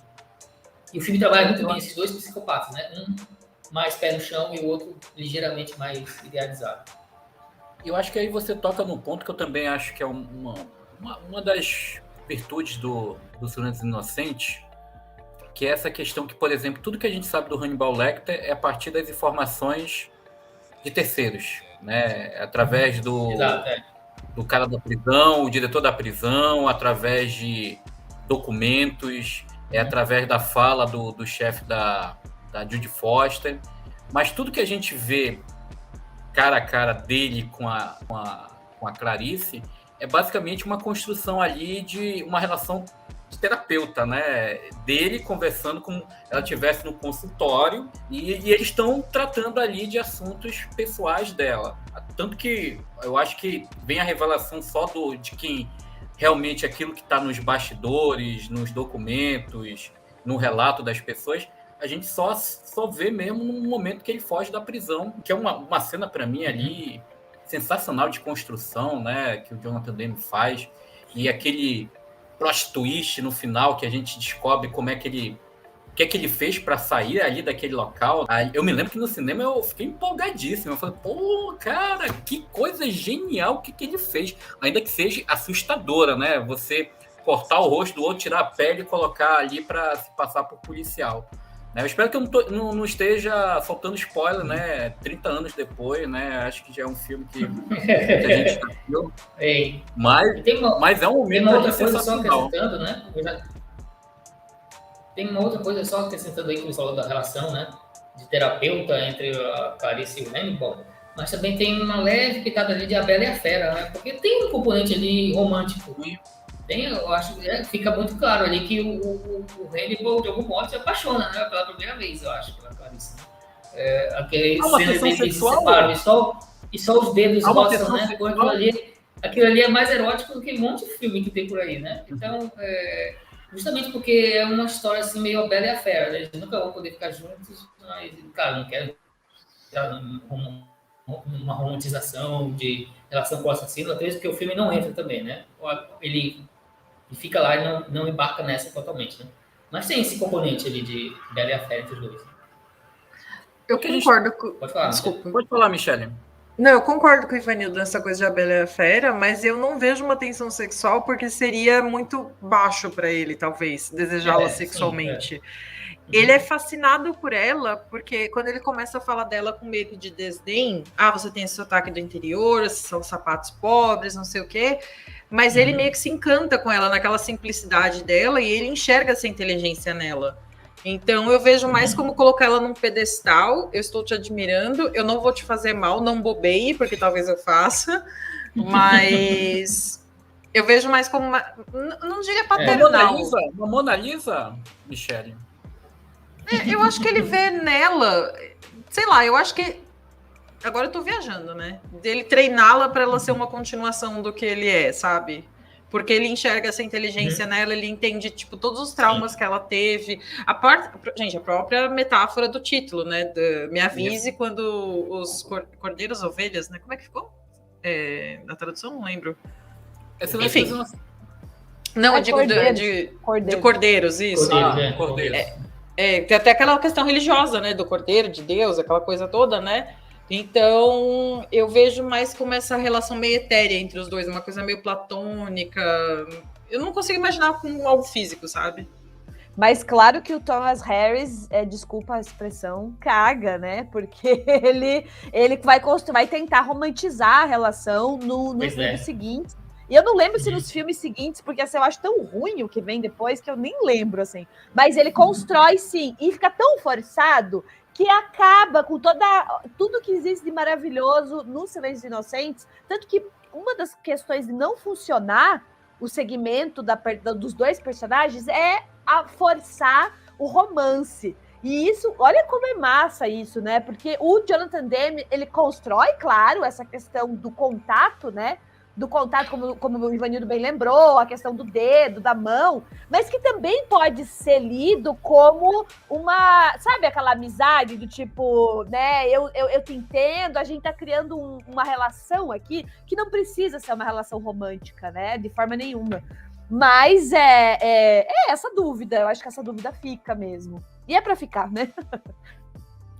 E a gente falou assim um pouco desse fascínio, mas a gente não pode esquecer, né? A Michelle já tocou aí um pouco na resposta do título do filme. A gente tem aí também a Clarice, que é uma peça importantíssima nesse jogo de xadrez ali, entre os dois. E a gente tem ali, eu acho que uma jornada da heroína, que é um ritual de passagem. A gente também tem esse ritual de passagem, eu digo, profissional, pessoal, social, da forma como a Clarice ela vai se transformando no filme, né? Eu acho que a gente já citou aqui o início, como ela aparece, aquele mundo, e a forma como ela vai se tornando à medida que ela vai investigando, e a forma como ela vai se impondo. Não que ela era passiva, mas ela tinha essa dificuldade de lidar, e a gente percebe que à medida que ela vai interagindo, vai conversando com o Lecter, ela vai se transformando. A gente tem uma jornada de heroína que também traz um impacto de uma personagem. A gente já falou aqui, entre linhas, aqui, quando a gente falou de outros pontos, que a Clarice Starling se tornou uma personagem, juntamente com a Ripley, muito marcante dentro do cinema, sei lá, de suspense, terror, ou qualquer cinema dramático. Como é que vocês enxergam essa jornada da personagem dentro do filme? O que é que te traz de mudanças, principalmente no lado mulher, né, no lado como pessoa, no lado profissional? Como é que vocês enxergam essa jornada da Clarice dentro do filme, a partir do que ela é apresentada ao público, até mesmo a cena final, que eu acho que aquela cena final traz algumas características muito interessantes em relação a esse ritual de mudança que a personagem teve durante o filme. Bom, eu vou citar uma coisa que eu acho que a Manu falou no texto dela ou em alguma das nossas conversas. Depois que você conhece a pessoa há 20 anos, você não sabe mais se você trocou ideia com ela sobre isso ou se você leu em algum texto dela, né? Mas a Clarice, em todo momento, ela tá rodeada por homens assustadores, né? No elevador, o cara que para ela na floresta, a cena da autópsia, sempre tem um cara olhando para ela, né? E o que poderia desestabilizar ela, que é um serial killer, ele não desestabiliza. Ele começa a tocar nos pontos da infância dela, na situação toda, e ela não perde a compostura. Você vê que ela para assim, você vê aquela imagem de sofrimento na cara dela, mas ela responde rápido. Ela é muito ligeira para responder ele, ela vai se livrando dessas pequenas peças que ele tenta pegar nela, né? O que a desestabiliza é a violência masculina, né? A cena que o cara joga o negócio nela, horrorosa aquela cena, os caras, né, que deixam ela super incomodada, aquela cena que o chefe dela sai da cena do velório, né, para ir conversar sobre coisas de homens, né, e deixa ela com aqueles caras. Eu preferia 1000 vezes que ele falasse em detalhes uma autópsia para ela do que deixar ela com aqueles caras, né. Então, eu como mulher, são coisas que me assustam muito, né? Então eu via, um serial killer não assusta tanto quanto esses caras grosseiros, sabe? Então, ela é escolhida pelo Crawford, né? Deixam a entender que ele é afim dela, né? Eu acho que até a colega dela fala, né, que ele é afim dela. Realmente, pode ser. O típico machão vai se motivar por isso, né? De, eu quero ficar com ela, então eu vou dar essa tarefa aqui pra ela gostar de mim. Pode ter sido isso, mas ele vê o potencial nela, né? Porque ela, além de... Ela até não é muito habilidosa, né? Nas cenas de treinamento com armas, né? Tem aquela hora que o cara aponta a arma pra ela e fala, you're dead, né? Porque a coisa dela é mais psicológica, ela consegue sacar, né, as pessoas. E, Michelle, só fazendo um parâmetro, já que você falou da arma, a própria cena final que ela tá lá caçando o Buffalo Bill, né, é muito interessante que a gente vê a mão dela tremendo, né? E eu acho que qualquer um tremeria dentro de um quarto escuro ali, né, com um serial killer, né? Então tem essa coisa que também bem interessante que você falou dessa questão da arma. Exato. E essa cena, inclusive, é uma das melhores da história do cinema, né? Ela no escuro tateando e aí você fica desesperado, meu Deus, ele vai atirar nela, que desespero, né? Então, e voltando ao Jason, né, que a gente sabe que os serial killers sempre voltam, né? Tipo, o próprio Halloween, que eu revi ontem, né? E aí você fica desesperado, esse homem vai levantar daí, dá mais um tiro, né? Então, eu acho que esse amadurecimento dela veio na provação, né? Ela precisou amadurecer lidando com as coisas, tipo, como policial, né? Lidar com o crime e também com o machismo, né? Daquela coisa toda. Imagina o ódio dos caras, né? Ela teve essa missão, ela resolveu tudo, ela é heroína, ela que salvou a moça, filha da senadora lá, né? Então, eu vejo, tipo, é extremamente inspirador, né? Quando você é uma adolescente, você só tem... Ainda mais a gente, eu e Manu, que a gente viu muito filme de terror, né? Os caras que eram os ótimos, as Final Girls só sabiam gritar e correr seminua, né? E eram todas magras e não sei o quê. A Jodie Foster, ela é branca, ela é magra e tal, mas ela não tem um estereótipo de feminilidade, aquela coisa toda, né? Então, pra mim, foi muito impactante. Ela é a Ripley, né? A Ripley mesmo, a única cena que ela aparece seminua, ela tá, porque tem um porquê dela ficar de calcinha e blusinha, que ela está se trocando, né? Pra entrar na porra da nave lá e fugir com o gato, né? Então, foram duas coisas muito impactantes pra mim, assim, tipo, não ter essa feminilidade, não ser uma coitada, e ela não tem ninguém, né, porque ela é órfã, ela fugiu de casa, ela só tem a vida dela ali, tipo, até quando você falou, você tinha aquela tensão sexual, né, eu nem vejo, porque eu não a vejo como uma pessoa sexual, sabe, porque ela não teria tempo pra isso. Nossa, eu já tô brisando, né, o quanto eu imagino a Clarice na minha cabeça, né.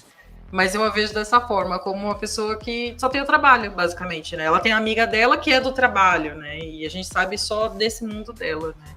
Então, para mim, é um crescimento, assim, imenso. E é muito surreal aquele final, porque dá a entender que ela gosta dele e se preocupa com ele, né? E aí você fica, amiga, não é pra você gostar dele, assim. Eu entendo, mas não é. Então, é perfeito. É o carinho que ela tem pelo terapeuta dela, pô. O cara que abriu o mundo pra ela, então...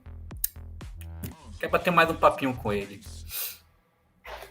Essa questão que a Michelle falou, dela não ser... Eu acho que uma coisa que pega muito ela não ser... Ela tá, tudo bem que, né, a Michelle falou, ela é uma mulher branca e tal, mas assim, se a gente pegar a carreira da Jodie Foster, né, esse filme foi muito importante para a carreira da Jodie Foster. Ela tinha ganhado um Oscar há pouco tempo, né, com Os Acusados, e é um papel... muito pesado nos acusados, né? Ela faz uma mulher que sofreu um estupro, né? E tem toda uma questão da acusação.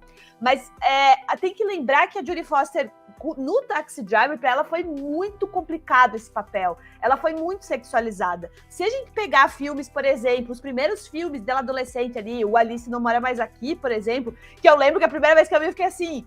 Gente, quem é esse moleque? Ai, meu Deus, é a Jodie Foster, sabe?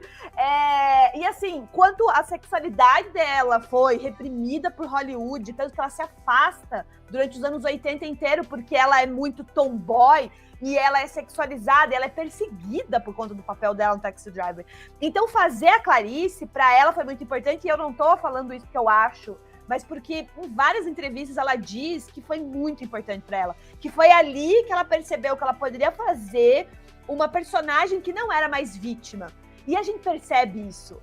homens, mulheres percebem isso, sabe? Que ela não é mais vítima. Afinal, a gente tem uma personagem que ela já começa naquela cena inicial que eu falei pra vocês que eu amo, que é ela treinando, né? É ela no seu exercício físico, a gente tem do começo ao fim ela.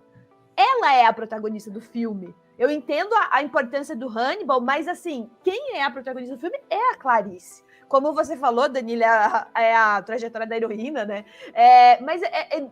E assim, é uma heroína capenga, né? Porque é uma heroína cheia de problemas. Ela é uma heroína cheia de questões. Então, eu acho que ela possibilita que protagonistas que são, de novo, como eu falei antes, que são investigadores, investigadoras e tal, sejam pessoas bem complexas, né? E aí, é claro, nós, como espectadores, cheios das nossas complexidades, a gente assiste aquilo e fala: caramba, eu me conecto com essa personagem. Então, assim, ela é uma personagem muito importante, não só para as mulheres, mas para a ideia de personagem complexo, né? Do personagem que é cheio de camadas. Então, eu acho que ela é uma personagem riquíssima, assim, sabe? Para vários níveis. E assim, Emanuela, tem um ponto aí que também, se a gente for olhar ali, década de 90, a gente tinha ali praticamente a década de 80 com os filmes brucutus, né? Era Schwarzenegger, Stallone, Van Damme, geralmente na figura de policiais, né? Que não sentiam nada, eram duros na queda. E a gente teve esse processo ali que eu acho bem interessante, se a gente for pegar ali o Duro de Matar, 88, já um herói mais humano, que sangra, tira brincadeiras. E a gente pega aí a personagem feminina, que é colocada como centro ali do processo de investigação. E ela, assim, ela é humana, ela tem os seus medos, a gente nota cada vez que ela cai dentro do caso, de mente para ali investigar o caso, a gente vê que ela é uma pessoa ali muito apegada ao trabalho, que é uma forma ali dela se segurar num meio que é misógino, né, machista, como o filme apresenta muito bem nos 20 minutos. E por isso que eu gosto muito da parte final do filme. Aquela cena que ela, por exemplo, ela tem a última conversa com o Lecter, e que a gente descobre por que o silêncio dos inocentes, né? Aquela parte ali da atuação da Jodie Foster, e o Demi, ele coloca assim, ele vai aproximando a câmera nos rostos dos personagens, às vezes até nos olhos dos dois, e como ela interpreta, né, só com os olhares, com a fala assim mais lenta, tem a revelação ali, porque o motivo dela buscar ali de uma forma perseverante, dedicada, ela queria salvar a filha da senadora para finalmente calar os fantasmas, os lobos interiores. Ali o filme dá um impacto muito grande por causa, principalmente, da atuação dos dois, né? Eu acho que a Jodie Foster ali, eu vejo muita gente falando, poxa, a Jodie Foster não tem uma atuação grande, digna, e eu fico, ali não precisa nem falar, o olhar, a forma como ela coloca o ombro, né, a expressão física dela ali, às vezes a gente fica pensando que o ator tem que ser exclusivo, falar um monte de coisa, ter muitos diálogos, e às vezes a interpretação assim mais tímida, mais contida, eu valorizo muito. Então eu vejo uma atuação da Jodie Foster ali, para mim, ótima, e eu acho que a personagem vai, até a roupa, ela começa com várias roupas, né, e quando a gente vai vendo a conversa dela com o Lecter, ela já tá com poucas roupas, assim, né, já mais solta, fala, questiona, pede para ele falar onde está a dúvida do mistério que ela precisa. Então, eu acho muito essa jornada da heroína muito forte. Eu acho que talvez seja o melhor dos estudos psicológicos que a gente tem feminino, juntamente com a atuação da querida Jodie Foster, né, que, como você falou, foi muito sexualizada, e ela pega um papel que eu acho que é uma forma dela ali imprimir um pouco o papel feminino mesmo, que dá personagem forte, humana, tem seus medos, tem seus conflitos, mas em nenhum momento ela se nega a enfrentar isso. Eu ia só comentar uma coisa que a Manu falou dela nos filmes dos anos 70, né? Ela fez aquele filme A Menina do Fim da Rua, não sei se vocês assistiram esse. Já. Ele é baseado num livro Sim. que saiu no Círculo do Livro, né? Do Laird Cohen, né? E ela é uma vilã, entre aspas, né? Que você não consegue odiar também, né? Então, eu acho ela incrível. Eu tenho muito problema com... Aliás, vários filmes daquela época eu tenho vários problemas com as representações masculinas. Eu acho que tirando o Dog Day Afternoon, que pra mim é perfeito até hoje. Gosto demais dos filmes de brucutu, Manu sabe, eu sou apaixonada por Schwarzenegger e Stallone, vejo todos, amo de paixão. mas com outra visão, né? A gente bota esse filme, desliga os neurônios e segue adiante, né? Mas a Jodie Foster, pra mim, ela é uma das minhas atrizes preferidas e ela é incrível. Fico meio chateada até que ela tenha que ter passado por esses papéis horrorosos, né? Que sexualizaram ela. Mas gosto sempre de lembrar da Menina do Fim da Rua, que é um filme que não se fala mais tanto e eu acho um suspense impecável. Tanto o livro quanto o filme, então fica a indicação aí já, né? É que eu acho que o filme ele já te surpreende desde os primeiros minutos, né? Como a Emanuela ressaltou aí. A gente começa ouvindo aquela música de suspense, tá lá na floresta, uma mulher correndo. A gente já pensa, ela tá sendo perseguida, ela é a vítima, coisa e tal. E aí o filme já te surpreende ali nos primeiros 2, 3 minutos, né? Aparece o cara dizendo, você tem que ir lá na academia, o chefe tá te esperando. Aí a gente percebe, ela tá treinando, né? Aí ela entra naquele elevador, só ela de mulher e um monte de caras altões atrás, né? Então, a síntese do filme, eu acho que já tá ali. Que o filme inteiro vai ser isso, né? A mulher entrando no espaço dominado pelos homens, seja os homens da lei, seja os psicopatas, que são todos homens, né? E tem o que de arquetípico na história do Silêncio dos Inocentes, né? Tem uma figura, a gente pode ver a Clarice como uma menina, a gente pode ver o Hannibal como uma figura tipo mestre, e ela tem que resgatar uma princesa no final. Tem um aspecto de arquétipo, né, na história do filme. Só que ele mostra, ele coloca essas coisas num cenário muito realista, né? Um cenário que é basicamente os Estados Unidos da época onde o filme se passava, que ainda se aplica mais ou menos ao que a gente vê hoje, né? E ao longo da história, a heroína vai se provando, né? Ela se impõe perante o Hannibal. No final, ela quem descobre onde é que o Buffalo Bill está, enquanto a polícia está lá no canto errado. Então, é a heroína que vai se provando e entrando. E, de novo, né? Se a gente for pegar um plano que sintetiza o Silêncio dos Inocentes, é aquele dela no elevador, né? Porque, de certa forma, o filme vai repetir aquela situação o tempo todo. Ela entrando no mundo masculino, né? Ela se confrontando com o cara do asilo, né? O doutor que administra o asilo. Ela se confrontando com os homens da lei que mandam ela sair. E ela se confrontando com os psicopatas, né? Tanto o Hannibal quanto o Buffalo Bill. E triunfando no final. Então é uma figura muito inspiradora. Eu adoro a Clarice, né? A Jodie Foster também é uma das minhas atrizes favoritas. Eu acho que a Clarice é a melhor atuação dela. Se não for, eu não consigo apontar aqui agora no momento qual é. Mas é um personagem, um papel que ficou marcante. Tanto é que tá rolando, não sei se você sabe, tá rolando uma série da Clarice agora, né? Eu não sei se vai passar aqui no Brasil, onde vai passar, mas fizeram uma temporada com uma série só com a Clarice, né? A Emanuela já fez careta e acho que ela não aprovou, né? Mas então, a personagem veio ícone, né? Inspirou outras e merece ser sempre uma referência dentro, não só do cinema de gênero, mas dentro do cinema em geral, né? Como uma representação muito positiva de uma figura feminina forte, que não é infalível, que não é perfeita, mas que vai ganhando sua força e se torna uma pessoa forte quanto mais o filme prossegue, né? Ela que tem o arco dramático, né, dentro da história, ela que é a protagonista e é uma figura... E quando a gente assiste, né, é muito reconfortante a gente ver a pessoa que aparentava ser a mais fraca dentro da história triunfando, né? Então, acho que vem daí também grande parte do apelo do filme, grande parte da força do filme. Bem, pessoal, acho que a gente já fez aqui uma boa análise desses 30 anos em relação ao Silêncio dos Inocentes. Estamos chegando aqui ao final do podcast, já destrinchamos o filme, Hannibal Lecter, Clarice Starling, né? Fizemos polêmicas aqui, então acho que o podcast aqui já atingiu o seu nível.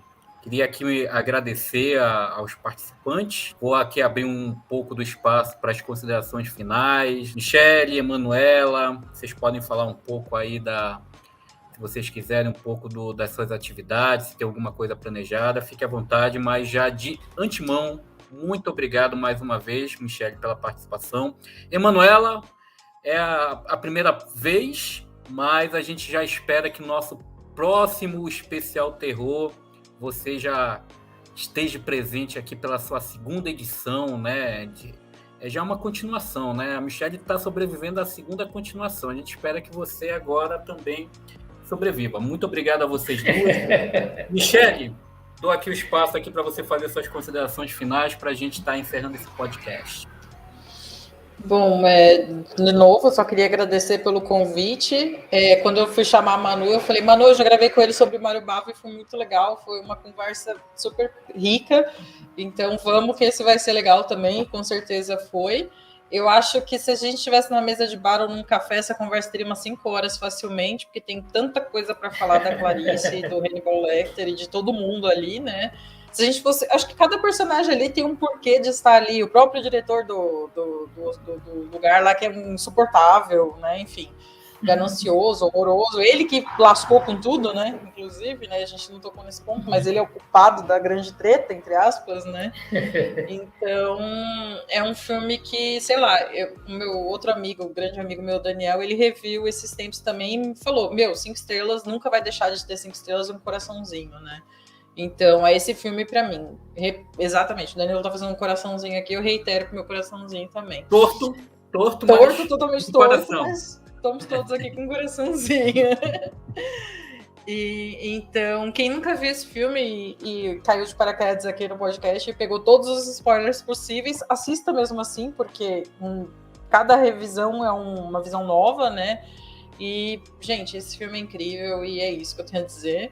E é engraçado, né? Eu e a Manu, a gente foca tanto no filme dirigido por mulheres e a gente pega um dirigido por um homem que tem uma personagem feminina tão forte, né? Então, tá aí, né? Uma prova de que diretores conseguem fazer boas personagens, né? Então, deviam aprender com esse homem, né? Que fez... E ele fez um filme que é totalmente bizarro, que é o Rachel Getting Married, que eu amo de paixão, que não é terror, é um filme super, parece ter uma cara de filme indie, esquisito, mas é muito bem construído, também tem uma personagem perfeitíssima, que é a própria Rachel, né? Então, acho que é isso, gente. Eu queria agradecer novamente pelo convite. Manu, 20 anos aí de rolê, em todos os cantos possíveis dessa internet, desde o Fotolog. E é isso, gente. Só chamar que estamos aí no próximo. Manu, já que eu tô íntimo, suas considerações. Eu devia ter falado no começo que todo mundo me chama de Manu, gente. A Manuela só para casos, assim, policiais e enfim, né? Já que estamos tratando disso. Queria dizer que mesmo que alguém escute e fale assim, poxa vida, spoiler, gente, não é um filme que tem a ver com spoiler, não tem a ver com isso. Ele é um filme que, assim, eu esse ano só assisti 3 vezes. E, assim, ele sempre me impressiona muito, muito. Então, assim, não liguem, porque os spoilers, quando acontecer, você vai falar assim, nossa, por que eles não falaram da emoção que é essa cena? Então, assim, é isso, sabe?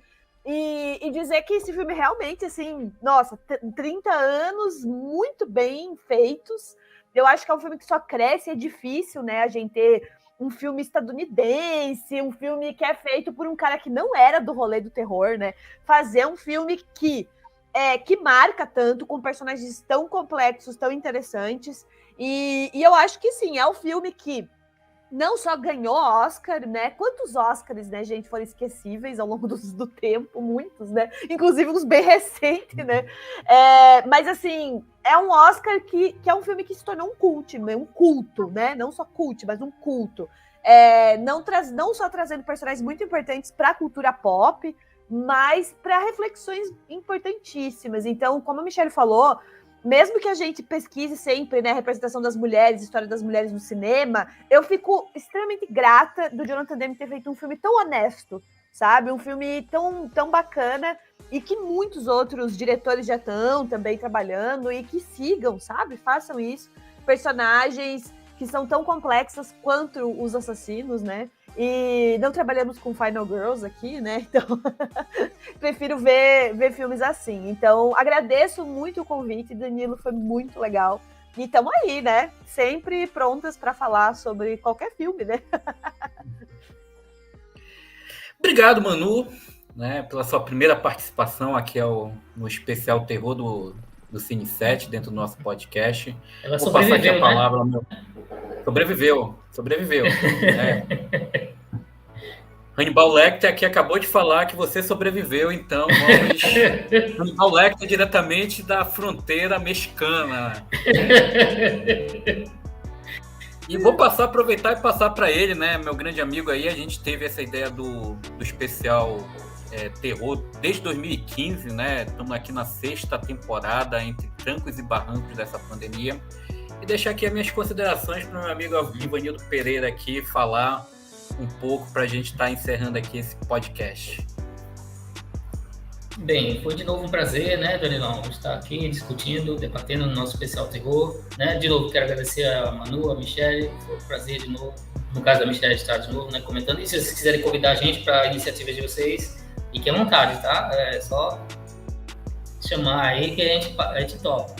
E Silêncios Inocentes, né, se você nunca assistiu, por favor, pare o que estiver fazendo, diga esse podcast. Não, já vai terminar, né? Se já escutou até agora, então escuta mais um minutinho e depois vai assistir, né? Por favor, não deixe de ver, que é um dos grandes filmes da história do cinema. Já virou, na minha opinião, um clássico, né? Apesar de 30 anos ainda não ser um tempo tão grande, já é um clássico, na minha opinião. E é um filme que todo mundo que curte cinema, não só o gênero, né? Cinema em geral, foi atuado, virou esse novo clássico do cinema, né? E é isso, foi um prazer de novo estar aqui discutindo com vocês e até a próxima. Pode encerrar aí, Danilo. Palavra final aqui para a gente poder encerrar. Se você ficou incomodado com spoiler, vá assistir Silêncio dos Inocentes, independente de qualquer spoiler, porque é uma aula cinematográfica. É cheio da semiologia, tem planos, enquadramentos. Se você quer saber como fazer um filme de terror, suspense, policial, assista Silêncio dos Inocentes, que você vai aprender muito com o nosso querido Jonathan Demme e com as atuações magníficas do Anthony Hopkins e da Clarice Judy Foster. Quase um personagem ali.